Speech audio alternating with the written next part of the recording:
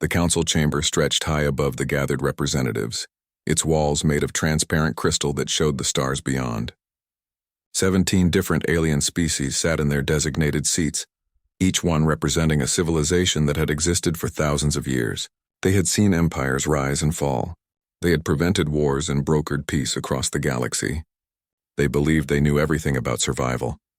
Captain Jack Morrison stood at the human podium, his uniform crisp and his expression serious.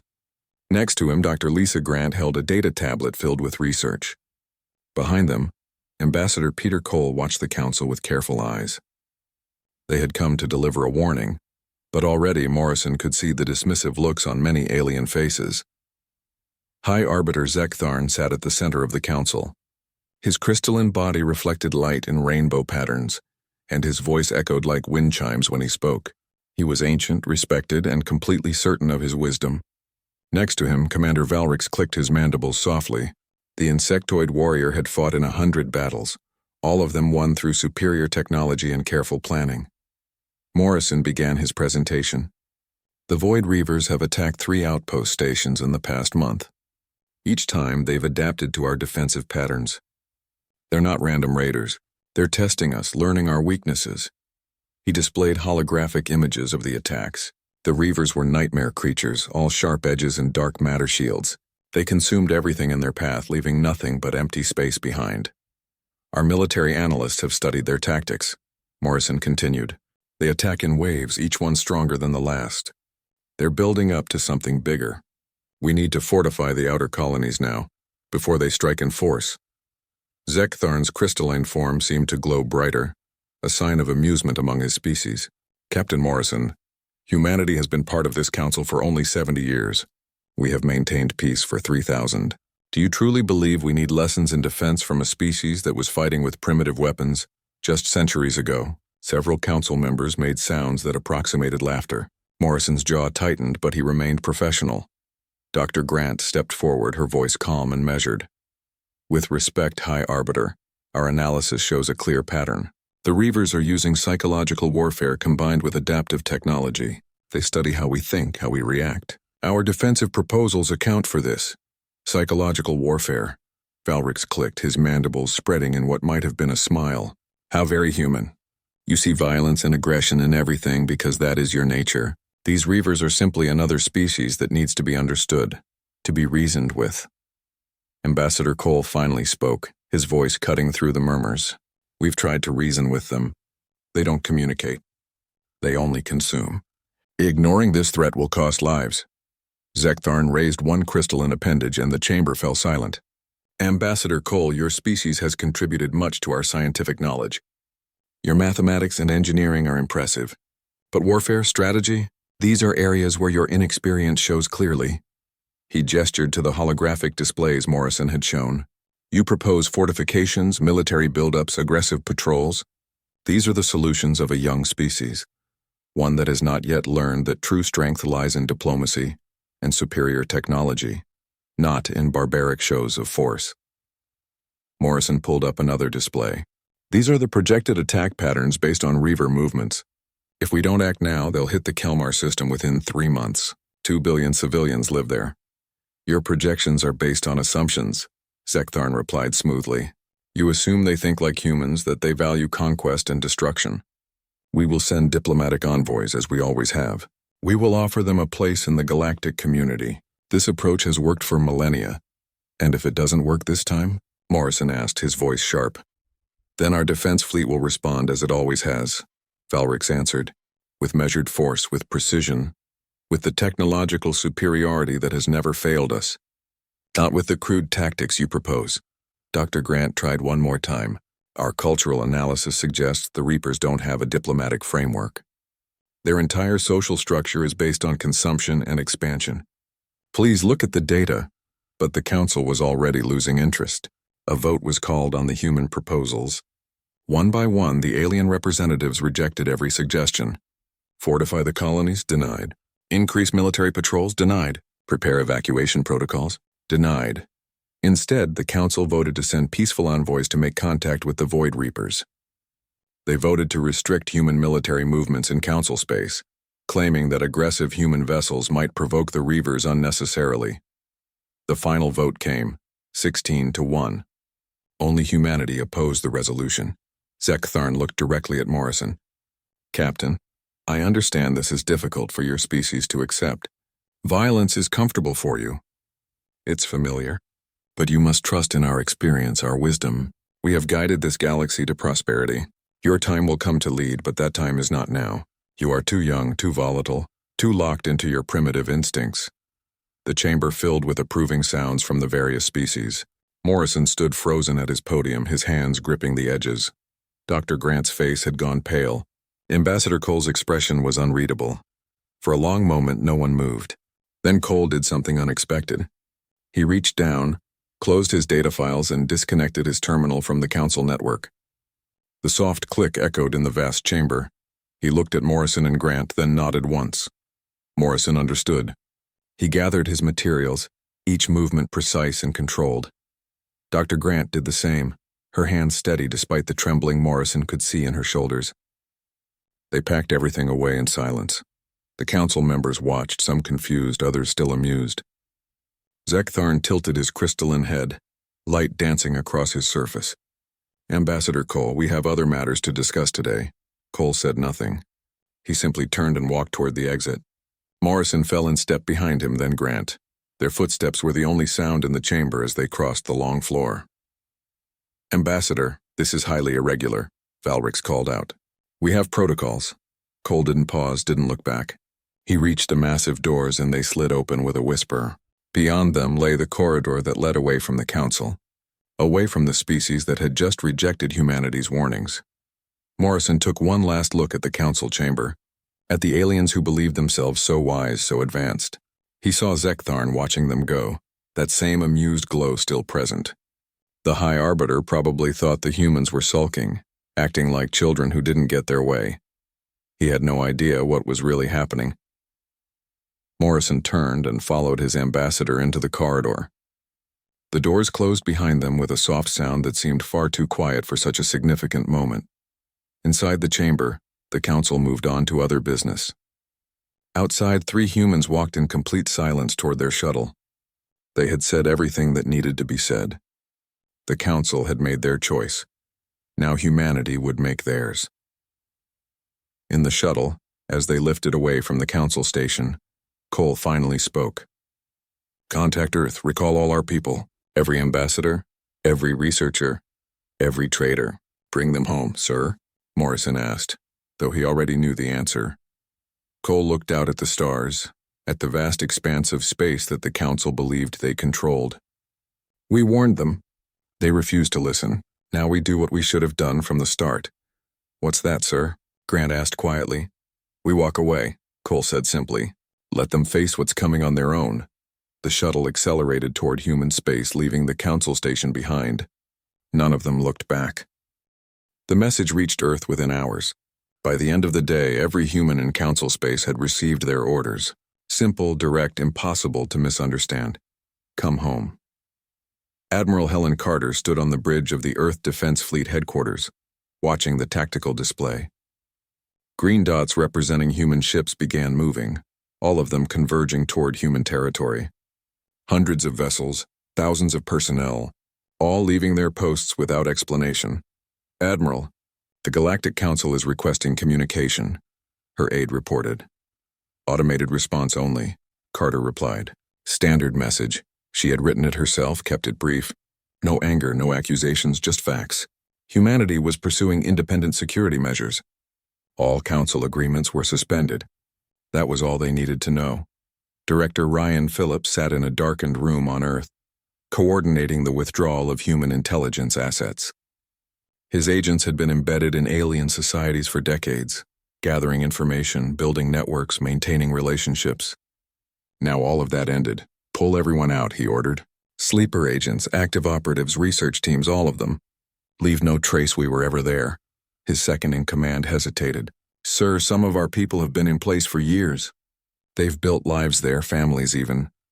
Phillips looked at the man with cold eyes. The council made their choice. Our people come home, no exceptions. Execute the order. Across council space, human ambassadors packed their belongings. They didn't explain, didn't say goodbye. They simply left. Trade ships docked at alien ports departed early, their cargo holds still half full.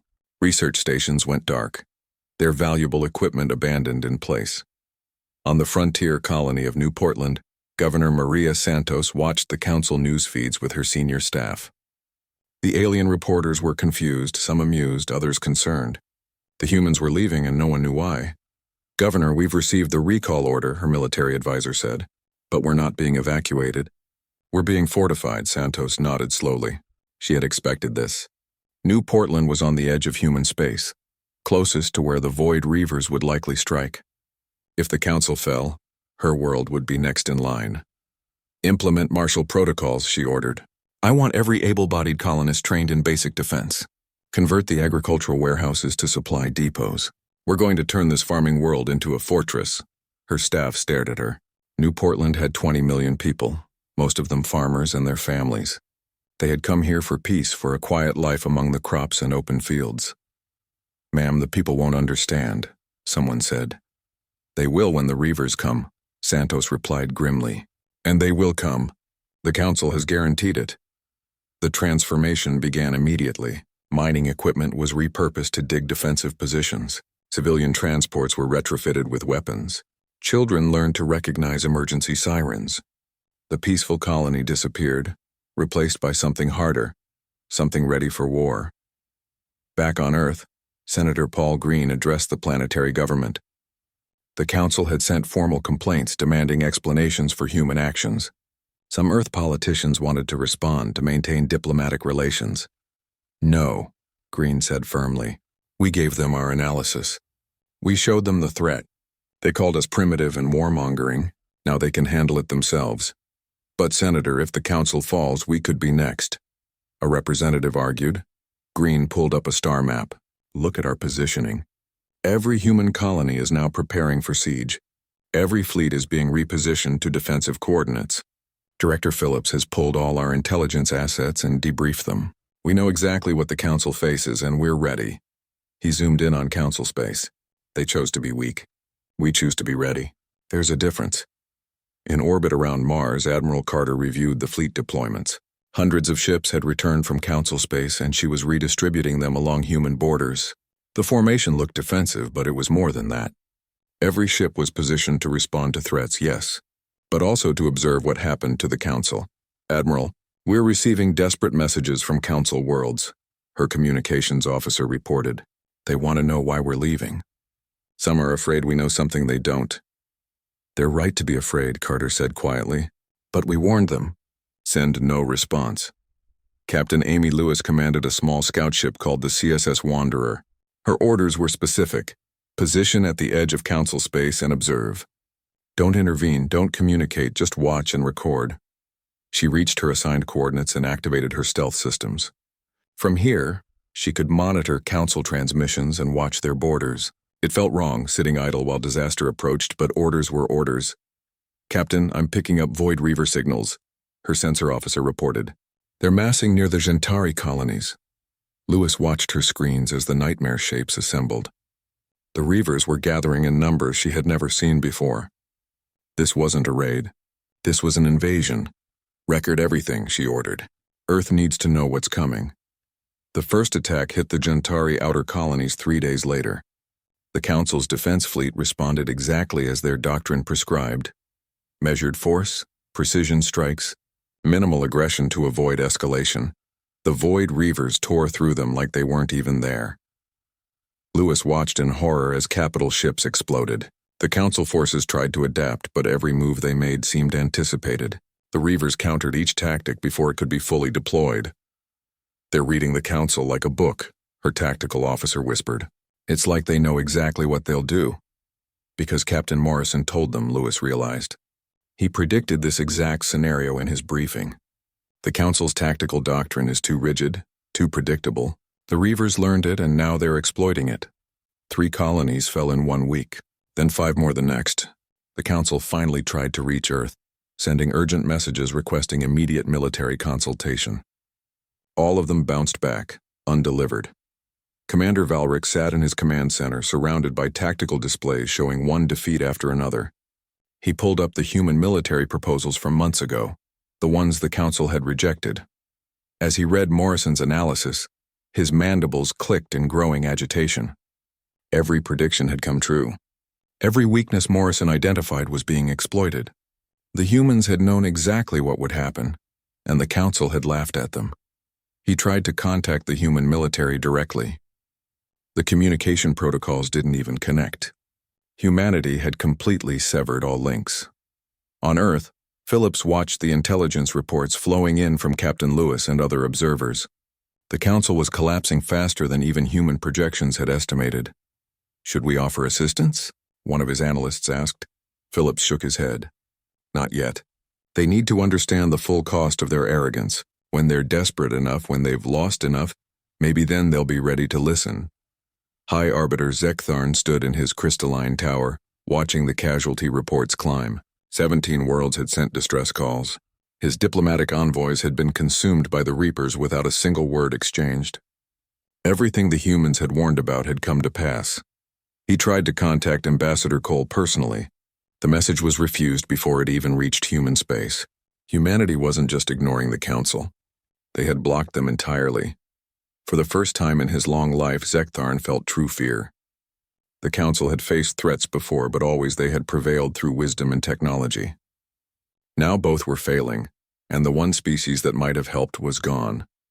Governor Santos stood on the walls of New Portland looking up at the stars. Somewhere out there the Council was dying. Soon the Reavers would turn their attention to human space. But unlike the Council, humanity would be ready.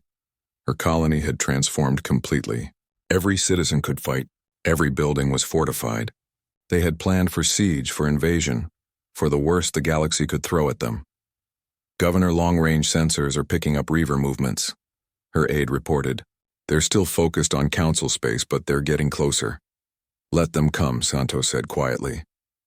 The Council learned too late that silence doesn't mean weakness. The Reavers will learn the same lesson. Admiral Carter received the final reports from her scouts. The Council's capital world was now under threat. Their fleets were shattered. Their civilians were fleeing in panic. They had sent over 200 requests for human assistance. Earth had answered none of them. "Admiral, some of the crew are asking why we're not helping," her executive officer said carefully. "They see the civilian casualties and wonder if we're doing the right thing." Carter looked at the star map, at the green dots of human ships arranged in perfect defensive formation, at the red zones marking Council territory falling to the Reavers. "We offered our help months ago," she said. "We gave them our knowledge, our strategies, our warnings. They threw it back in our faces and called us primitive. Now they pay the price for that choice." She turned to face her officer directly. "We will help them eventually. But first, they need to understand something fundamental. Respect is not given, it's earned. And humanity will not sacrifice our people to save those who saw us as lesser." Across human space, the same sentiment echoed. Commander Valric stood over the holographic battle display, watching his fleet die.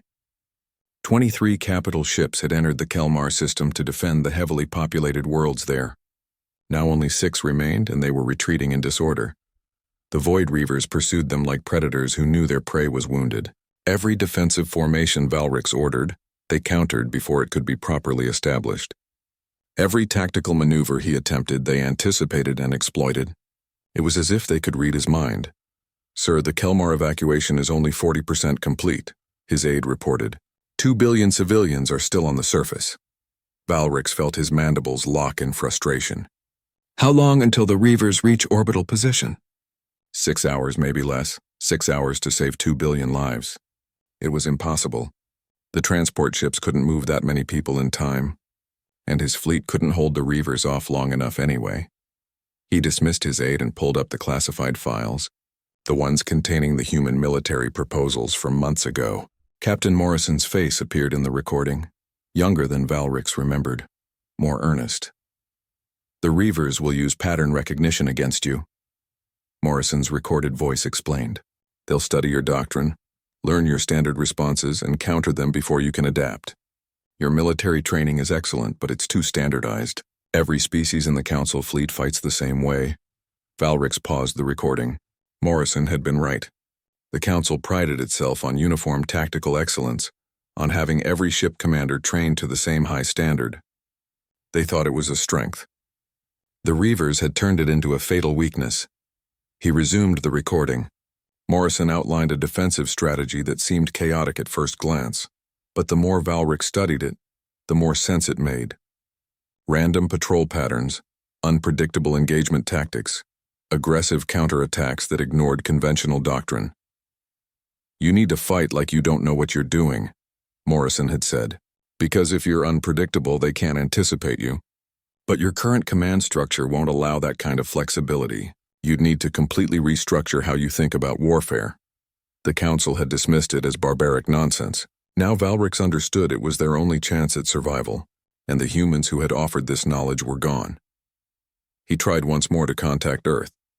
The message didn't even reach human space before being automatically rejected. Humanity had built a wall of silence and nothing was getting through. High Arbiter Zektharn no longer glowed with confidence. His crystalline body seemed dimmer somehow, as if the light inside him was fading. He stood in the council chamber, now mostly empty. Many representatives had returned to their home worlds to oversee evacuation efforts. Others had simply fled. 17 worlds lost, he said to the few who remained. 43 billion confirmed dead. Our defense fleet is at 30% strength. The Reavers are advancing on 3 fronts simultaneously. Councillor Thramix, one of the reptilian species representatives, hissed softly, "We should have listened to the humans. I said so at the time, but no one wanted to hear it.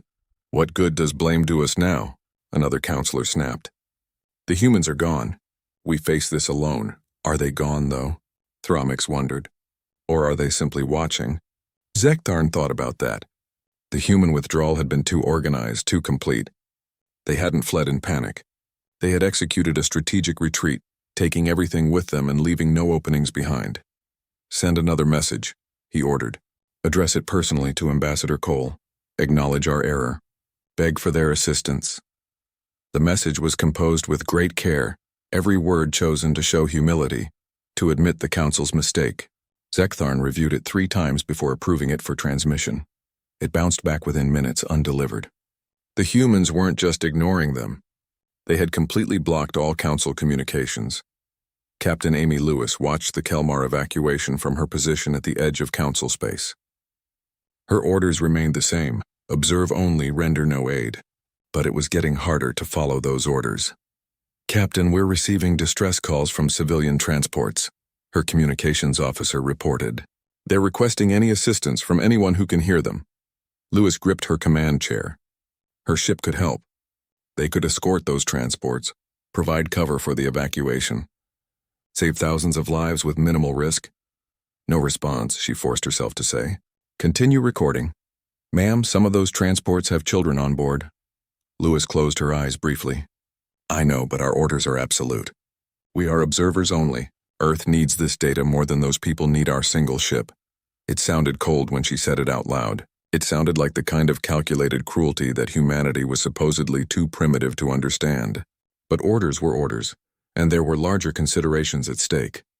The Reavers entered Kelmar orbit and began their assault. Lewis recorded every moment of it, hating herself a little more with each passing second. On Earth, Director Phillips compiled the intelligence reports from scouts like Captain Lewis.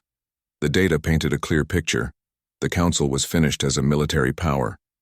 Another month, maybe 2, and they would be completely overrun. "Some of the Outer Council species are trying to contact us through back channels," one of his analysts reported. "They're offering us territory, resources, technology in exchange for protection." Phillips considered that. Several smaller alien civilizations were smart enough to see where this was headed. They were trying to cut deals with humanity before their own governments collapsed entirely. "Tell them we're not interested in deals right now," he said. "But keep the channels open. We might need those contacts later." Admiral Helen Carter received a visitor in her orbital headquarters. Fleet Admiral Nathan Cross had returned from his observation post near Council space, requesting a personal meeting. "Admiral, I need to speak freely," Cross said once they were alone. "Go ahead." "Nathan, some of my crew are questioning our orders. They see the civilian casualties, the desperation in the Council, and they wonder why we're sitting back when we could help." Carter nodded slowly. She had expected this. Human nature was to help those in need, even those who had wronged them. It was one of their species' greatest strengths and greatest weaknesses. "What do you tell them?" she asked. "I tell them the truth, that we warned the council, that we offered them our knowledge and they rejected it, that we begged them to prepare and they called us primitive, that sometimes the only way to teach a lesson is to let people face the consequences of their choices." "Do they accept that?" Cross hesitated. "Some do. Others struggle with it. One of my junior officers asked me if we've become the very thing the council accused us of being. Cold. Calculating. Willing to let billions die to make a point." Carter walked to the viewport, looking out at Earth below. "That officer isn't wrong to question. If we lose our compassion, we lose what makes us human. But compassion without wisdom is just weakness." She turned back to Cross. "The council didn't just insult us, Nathan. They created the conditions for this disaster. They were so certain of their superiority that they couldn't imagine being wrong. Now their civilians are paying the price for their leaders' arrogance, and we're letting it happen." "No," Carter corrected. "We're letting them understand the full scope of their mistake. When we do intervene, and we will, the council needs to be ready to actually listen, not just pretend to listen while planning to ignore us again. They need to be desperate enough to accept change." Cross studied her face. "How much longer?" "Until their capital world is directly threatened. Until they have nowhere else to turn. Until accepting our help is the only option left. And if we wait too long, if the Reavers overrun them completely?" Carter's expression hardened. "Then we fight the Reavers ourselves. But better we do it on our terms, with our strategies, than waste human lives defending people who saw us as inferior." In his crystalline tower on the council capital world, Zektharn watched the night sky. Sensors showed void Reaver fleets massing at the edge of the system. They would attack soon, and the council had nothing left to stop them. He thought about the human delegation walking out of the council chamber all those months ago. At the time he had seen it as childish, a tantrum from a young species that couldn't accept being overruled. Now he understood it differently. The humans hadn't left in anger. They had left because they knew what was coming and refused to be dragged down with the council. They had tried to help, been rejected, and made the logical choice to save themselves. It was, he realized with bitter irony, exactly the kind of cold calculation that the council had always prided themselves on. The humans had learned well from their time among the older species. Too well, perhaps. His assistant entered, interrupting his thoughts. "High Arbiter, we've tried every possible communication channel to Earth. All of them are blocked. It's as if humanity has sealed itself off from the galaxy entirely." "They have," Zektharn said quietly. "We taught them that the strong don't need to explain themselves to the weak. Now we are the weak, and they owe us no explanations." Governor Maria Santos received word that Void Reaver scouts had been detected near human space. They were probing, testing, trying to determine if humanity would be as easy to defeat as the Council. The Council accepted humanity's terms in 36 hours, 12 hours before the deadline. There was no ceremony, no grand announcement. Just a simple transmission accepting every condition exactly as stated. Admiral Helen Carter received the acceptance message while standing on the bridge of her flagship, the Defiant. She read it once, nodded, and activated the fleet-wide channel. "All ships, this is Admiral Carter. Execute Operation Reclamation. Humanity is going to war." Across human space, hundreds of warships began moving. They had been ready for weeks, positioned and supplied, waiting only for the order to advance. Now that order came, and the full might of human military power revealed itself. The Council had thought they knew humanity's capabilities. They had seen human trade ships and diplomatic vessels. They had reviewed reports of human military structure. But they had never seen what humans prepared when they knew war was coming. Carter's fleet alone numbered 200 capital ships, each one designed with lessons learned from watching the Council fail. No standardized tactics, no rigid doctrine. Every ship captain was trained to think independently, to adapt, to make the enemy work for every inch of space. Captain Jack Morrison stood in the Council war room, now redesigned to human specifications. Screens showed fleet positions across Council space. Alien officers worked at consoles, taking orders from human commanders. Commander Valrix entered and clicked his mandibles, and what Morrison had learned was a greeting among his species. "Captain Morrison, the Council fleets are ready to integrate with your forces." "Good," Morrison replied. He pulled up a tactical display. Here's what we're going to do. The Reavers expect us to defend the capital world, so we're not going to. We're going straight for their staging areas. That's aggressive, Valrix observed. Very aggressive. That's human, Morrison corrected. The Council fought defensively because that's your nature. You built your civilization on peace and cooperation. The Reavers exploited that. They know you'll always prioritize protecting civilians over destroying the enemy. He zoomed in on 3 systems where Reaver forces were massing. We're going to hit them here, and here, simultaneously. We're going to hurt them before they can launch their final assault. But the capital world's defenses will hold with the forces we're leaving behind. Trust me, Commander, we're not going to fight the way you expect, and neither will the Reavers expect it either. Valrix studied the plan. It was bold, aggressive, possibly reckless. It was also brilliant. Instead of reacting to Reaver attacks, humanity was taking the initiative. The hunters were about to become the hunted. I'm placing myself under your command, Valrix said formally. Teach me how to win. The first human fleet struck the Reaver staging area near the old Gentari colonies. Admiral Carter commanded from the Defiant, and she wasted no time on subtle approaches. All ships weapons-free. Burn everything that moves. The human ships opened fire with weapons the Council had deemed too destructive, too indiscriminate. Antimatter torpedoes, plasma bombardment, gravitational disruptors. The Reavers tried to adapt, tried to find patterns in the assault. There were none. One group of ships attacked from above, another from below. Some ships used long-range weapons, others closed for brutal knife-fighting range. A few ships appeared to retreat only to circle back from unexpected angles. The Reavers had never faced an enemy like this. Their pattern recognition failed. Their adaptive strategies couldn't find purchase. Human forces fought like organized chaos. Carter watched the battle display with cold satisfaction. That's it. Keep them guessing. Every ship fights their own way. No formation, no predictability. Within 4 hours, the Reaver staging area was destroyed. Human losses were significant. 20 ships damaged or destroyed. But the Reavers lost everything they had assembled there. The second assault struck another staging area simultaneously. Captain Amy Lewis, promoted to Task Force Commander, led that attack. She had learned from months of observation, had studied every Reaver tactic. They learned from watching us fight, she explained to her officers before the battle. So we fight differently every time. Today we use close formation attacks. Next week we'll use dispersed raiders. The week after that, something else entirely. They'll never know what's coming. Her fleet tore through the Reavers like a surgical blade. Every tactic Morrison had proposed, every strategy the Council had rejected, Lewis deployed with precision and fury.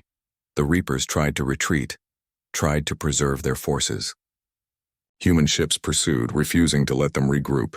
It was brutal, efficient, and absolutely ruthless. On New Portland, Governor Maria Santos watched the battle reports with grim satisfaction. Her world had been preparing for invasion. Now that invasion was being prevented at the source. She walked among her colonists, seeing the relief on their faces. This is what happens when you listen to warnings, she told them. This is what happens when you prepare instead of hoping for the best. Her military advisor approached. Governor, we're receiving requests from nearby alien colonies for protection. They're afraid the Reavers might strike at them next. Santos considered that. These were the same aliens whose governments had laughed at human concerns. Now they wanted human protection. Tell them our terms, she said. They accept human command of their defensive forces or they defend themselves. No middle ground. Most of them accepted within hours. The third assault was the largest and most critical. The Reavers had assembled their main invasion fleet, the force meant to destroy the Council capital world. Waiting for them was the largest human fleet ever assembled, commanded by Admiral Carter herself. The battle for the Kelmar system lasted 3 days. It was brutal, bloody, and absolutely decisive. Human Marines boarded Reaver ships fighting in close quarters with a ferocity that shocked even their alien allies. Colonel Stephen Wright personally led one boarding action, clearing a Reaver capital ship deck by deck. They're tough, he reported to Morrison. Adaptive, smart, dangerous. But they're not ready for humans who refuse to quit.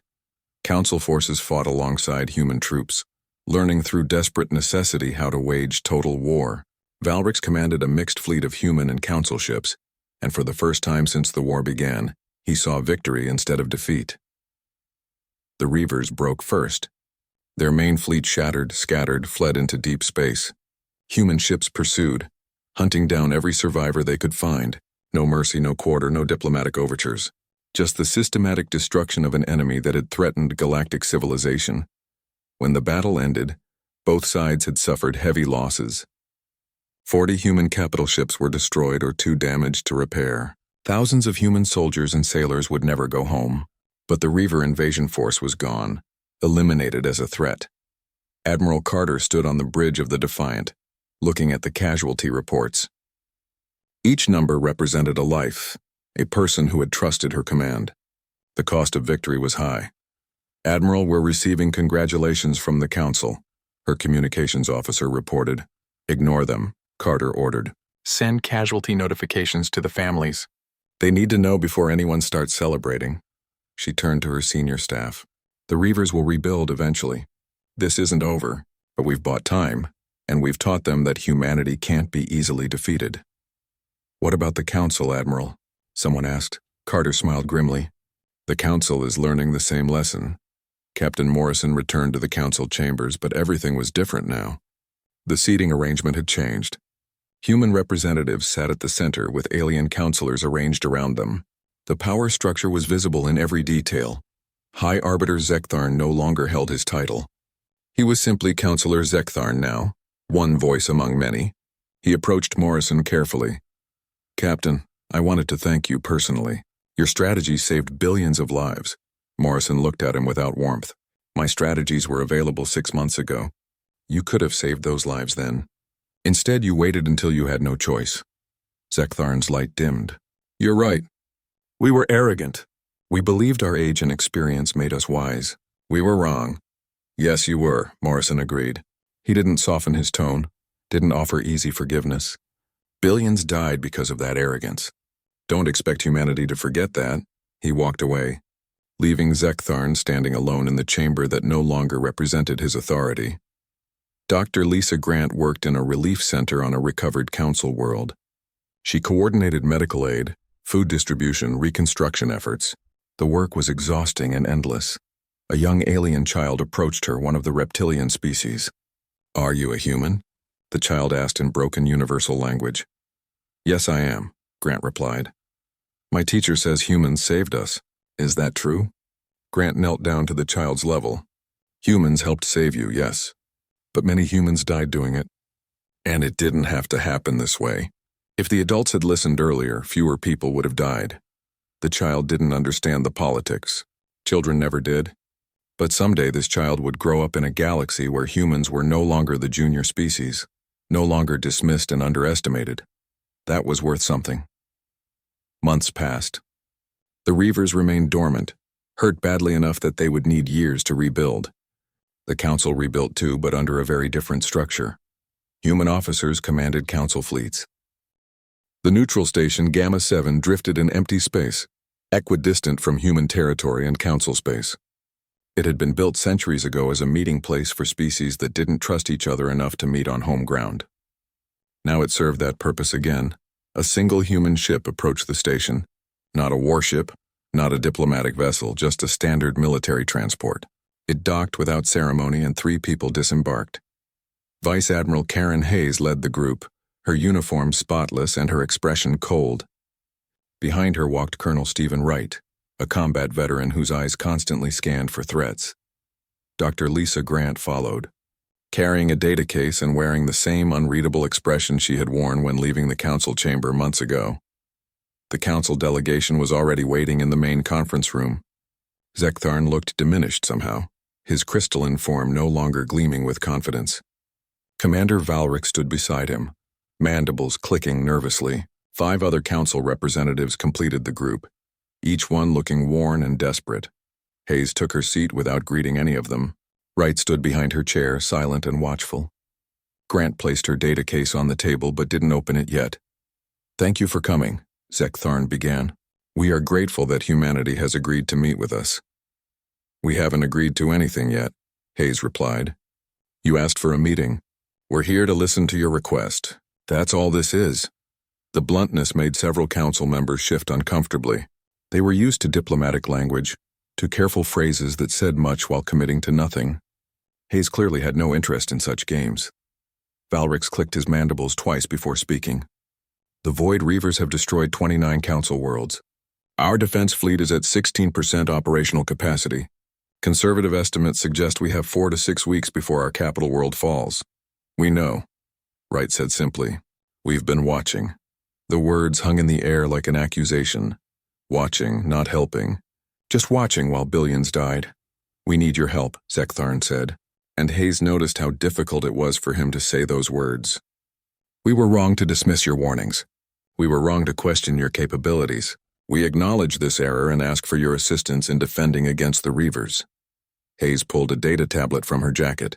Before we discuss assistance, let's be clear about what you're asking. You want human military forces to engage the Void Reavers in council space. You want our ships, our soldiers, our resources committed to a war that you allowed to happen through your own arrogance. Admiral Hayes, one of the other counselors, protested. There's no need for such harsh language, no. Hayes looked at him directly. 6 months ago, your council called humanity primitive and warlike. You laughed at Captain Morrison's warnings. You restricted our military movements because you thought we might provoke the Reavers. How would you like me to describe that, if not arrogant? Silence. No one had an answer. Grant finally opened her data case and pulled out a document. We've prepared a list of terms for human intervention. Admiral Hayes will review them with you now. Hayes took the document and began reading. Her voice was steady, professional, completely devoid of emotion. First, the Galactic Council will issue a formal public apology to humanity for dismissing our strategic analysis and military expertise. This apology will be broadcast across all council networks and entered into the official records. Zektharn's light flickered. A public apology would humiliate the council, would show every species that their leaders had been catastrophically wrong, but he nodded. Agreed. Second, all human military proposals previously rejected by the council will be immediately implemented. This includes fortification of remaining colonies, aggressive patrol doctrines, and the use of what you termed barbaric weapons and tactics. Some of those proposals violate our ethical guidelines regarding warfare, Valrix objected. Wright leaned forward slightly. Your ethical guidelines are why you're losing. The Reavers don't care about your ethics. They only understand force. You want our help, you fight our way. After a moment, Valrix clicked his agreement. Accepted, Hayes continued. Third, the Galactic Council will restructure its military command. Human officers will hold veto power over all strategic decisions. No council fleet moves without human approval. That's essentially giving you control of our military, a counselor said, shocked.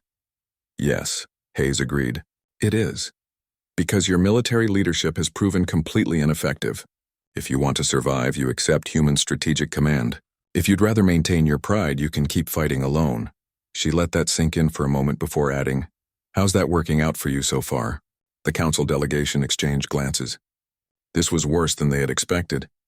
They had hoped the humans would be magnanimous in victory, would help and ask for little in return. Instead, humanity was demanding everything. What else? Zektharn asked quietly. Fourth, all remaining council military assets, approximately 40% of what you have left, will be placed directly under human command. Your ships, your soldiers, your resources. We will use them as we see fit. You're asking us to give you nearly half of our remaining forces, Valrix said. What do we keep for our own defense? 60%, which is more than you've been able to effectively use anyway, Wright answered. Under human coordination, those forces will actually accomplish something. Your current strategies have accomplished nothing but get your people killed. Grant pulled out another document. We've analyzed every major engagement between council forces and the Reavers. Would you like to see the results? She didn't wait for an answer before activating a holographic display. Battle after battle appeared, each one showing council forces being systematically destroyed. Every tactic you used, the Reavers countered, Grant explained clinically. Every formation you deployed, they exploited. You fought exactly how your training taught you to fight, and they learned to predict you perfectly. Captain Morrison warned you this would happen. You called his analysis primitive. She closed the display. Now you have a choice. Accept our terms and learn to fight effectively, or maintain your pride and die with it. The council delegation fell silent. Hayes waited, giving them time to process what they were hearing. She knew this was hard for them, knew that every term she had laid out was designed to strip away their authority and humble them completely. But that was the point. The council needed to understand that their time of unquestioned leadership was over. Is there more? Zektharn finally asked. Yes, Hayes confirmed. Fifth and finally, the Galactic Council will be permanently restructured. Humanity will hold permanent veto power over any decision related to military matters, defense policy, or threat assessment. No council military action can be taken without human approval. This is non-negotiable and permanent. You're asking us to make you superior to the council itself, Zektharn said, his light flickering rapidly now, to place humanity above species that have existed for thousands of years. No, Hayes corrected. We're asking you to recognize reality. Your age doesn't equal wisdom. Your technology doesn't equal superiority. You thought experience made you unquestionable. The Reavers proved otherwise. Now you either accept that humanity knows what you don't, or you face extinction. She stood up, signaling the meeting was ending. You have 48 hours to decide. Accept all terms, not just the ones you like, or we return to human space and you continue alone. And if we refuse, one of the counselors asked. What then? Wright answered for Hayes. Then we fortify our borders. Let the Reavers finish what they started with you and prepare to fight them ourselves. We'll win, eventually, but we'll do it protecting human worlds, not yours. You would let entire civilizations die? Valrix asked, stunned. You let billions die already by ignoring our warnings, Grant said quietly. Don't pretend moral superiority now. You made your choices and so have we. Hayes moved toward the door. 48 hours. Accept all terms or accept none. Those are your only options. The council delegation remained seated as the three humans left.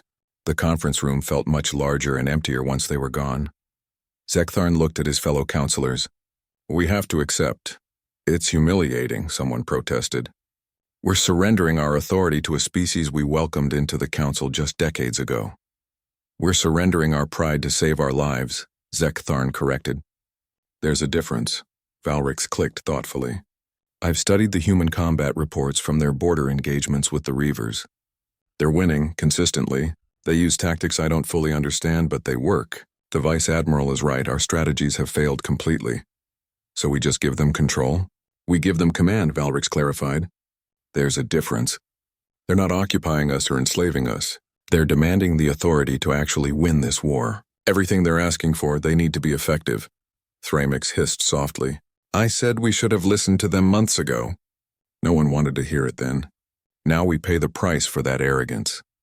Zektharn thought about the human delegation, about the cold professionalism they had displayed. Hayes hadn't been cruel or angry. She had simply stated facts and offered terms. No threats, no ultimatums, just clear choices with clear consequences. It was exactly how the council usually operated.